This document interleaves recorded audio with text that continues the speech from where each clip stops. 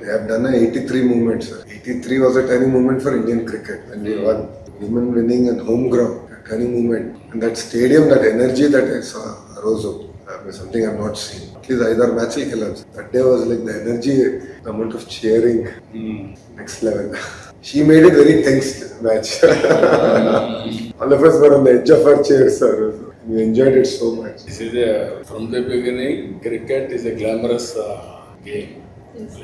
దీంతో నేనేంటంటే cricket promote చేస్తానే I promoted other sports also. Fitness ఉండాలి, అదర్ స్పోర్ట్స్ ఉండాలి అనే ఉద్దేశంతో నేను 2000 అనుకుంటాను హైదరాబాద్లో నేషనల్ గేమ్స్ గచ్చిబౌలి ఒక గేమ్స్ విలేజే క్రియేట్ చేశాను. అక్కడ నుంచి నేషనల్ ఆ గేమ్స్ కూడా అదర్ గేమ్స్ కూడా ఇంపార్టెన్స్. మనకు ఓన్లీ క్రికెట్ ఆడేవాడు దేశ వారసత్వం. Badminton was, I think, the biggest push. And all games చేసాం. బ్యాడ్మింటన్ మనం గోపించాను, కిందకు వస్తే అతనికి సైట్ ఇచ్చాం, అందరినీ ప్రమోట్ చేసాం. ఫస్ట్ మనం వచ్చింది వెయిట్ లిఫ్ట్ రిలేషన్తో స్టార్ట్ అయ్యింది. నేను గోపించందుకు అవార్డు వచ్చింది.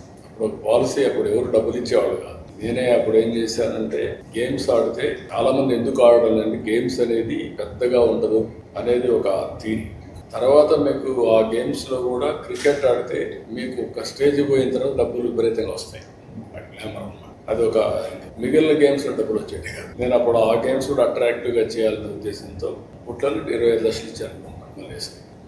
ఒలింపిక్ గేమ్స్లో బ్రాంజ్ మెడల్ వచ్చింది అమ్మాయికి. అక్కడి నుంచి స్టార్ట్ చేశాను. ఇప్పుడు అది బాగా దేశం అంతా కూడా అందుకున్నారు. క్రికెట్ ఆడినా గేమ్స్ ఆడినా పిల్లల జీవితాలు సెటిల్ అవుతాయని నిరూపించడం చేశాను. నేను అనుకుంటా ఫస్ట్ టైం ఉద్యోగాలు కూడా ఇవ్వడం మొదలుపెట్టాను. మన దగ్గర గ్రూప్ 1 సర్వీసులు వెళ్ళించి అంటే ఆడే పిల్లలకి సెక్యూరిటీ ఉండాలి, లైఫ్ సెటిల్మెంట్. ఇప్పుడు ధైర్యంగా ఆడగలరు.